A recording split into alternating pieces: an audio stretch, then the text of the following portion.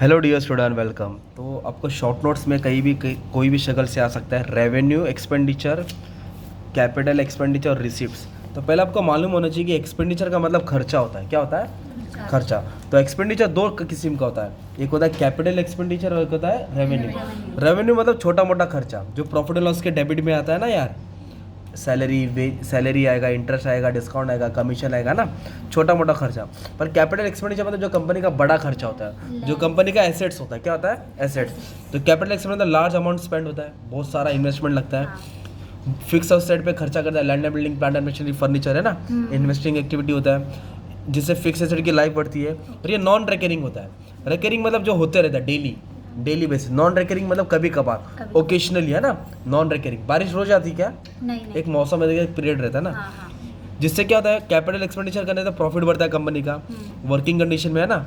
और ये balance sheet में शो करते हैं। कहाँ शो करते हैं? Balance sheet. तो इसका उल्टा होता है रेवेन्यू एक्सपेंडिचर, जो छोटा खर्चा होता है, स्मॉलर अमाउंट लगता है। और ये रिकरिंग इन नेचर है, ये डेली होते रहता है ना। कंपनी को मटेरियल तो डेली लगता है, वेजेस तो देना ही पड़ता है। ओके। और ये क्या होता है, ये तुरंत खत्म हो जाता है साल के अंदर ही, पर ये साल भर में चलते रहता है ना। ये नॉट एग्जॉस्टेड, ये एग्जॉस्टेबल। और ये प्रॉफिट एंड लॉस में आता है। कहाँ था ये? तो आपने क्या पढ़ा? Capital expenditure, revenue. एक्सपेंडिचर मतलब खर्चा, एक्सपेंडिचर मतलब वैसे रिसिप्ट्स होता है। रिसिप्ट्स का मतलब इनकम। रिसिप्ट्स का मतलब क्या होता है? इनकम। तो एक होता है कैपिटल रिसिप्ट, एक होता है रेवेन्यू रिसिप्ट। कैपिटल रिसिप्ट का मतलब होता है जो पैसा हमारे पास आ रहा है, डेली बेसिस पे नहीं आ रहा पर आ रहा है, कंपनी के पास पैसा आता है। और रेवेन्यू रिसिप्ट मतलब जो पैसा आ रहा है पर डेली आता है। तो डेली क्या शक्ल में आएगा? सेल, कुछ भी गुड्स बेचेगा तो पैसा आएगा। Rent receive, discount receive, commission receive, जो प्रॉफिट एंड लॉस के क्रेडिट में आता है, ट्रेडिंग के क्रेडिट में आता है ना, ये रेवेन्यू रिसीव। ये रिकरिंग इन नेचर है। क्या ये? हमेशा आता है। Very good. पर कैपिटल रिसीव उल्टा होता है, जो पैसा कभी कभार आता है। जैसे इश्यू ऑफ शेयर्स। क्या बोला मैंने? इशू ऑफ शेयर्स बेच के पैसा रोज आता है क्या? कभी कभार। Issue of debentures, issue of bond, loan taken. क्या हो गया? Loan taken. ये एसेट बेच के पैसा है, वो कैपिटल रिसिप्ट हो गया ना। हाँ। तो ये कभी कभार आता है। ओके। और एक होता है डेफर्ड रेवेन्यू एक्सपेंडिचर, जो एक्सपेंडिचर एक बार होता है और बहुत बड़ा होता है।